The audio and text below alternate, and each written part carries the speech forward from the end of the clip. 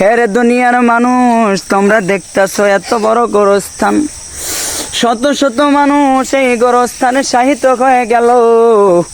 এই কবরে কেমনে থাকবো আমরা? কবর বড় নিষ্ঠুর।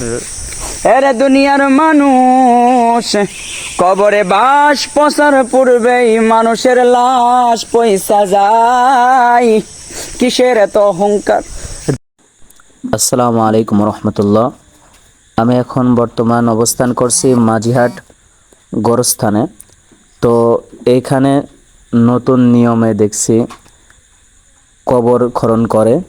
তো এইটা কোন কোন জায়গায় এরকম করে কবর খনন করে একটু জানাবেন।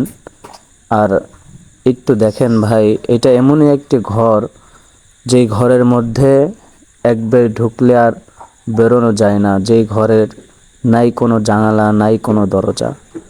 এই ঘরে ঢোকার আগেই আমাকে আপনাকে সচেতন হয়ে যাইতে হবে, আল্লাহর পথে ফিরে আসতে হবে, আর বেশি বেশি মৃত্যুর কথা স্মরণ করতে হবে।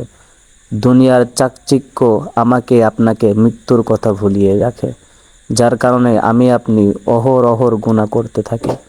আল্লাহ তাআলা আমাদের সবাইকে গুনাহমুক্ত জীবন যাপন করার তৌফিক দান করুক, আমিন। আর সকলেই ভিডিওটা বেশি বেশি শেয়ার করে দিবেন। আসসালামু আলাইকুম রহমতুল্লাহ।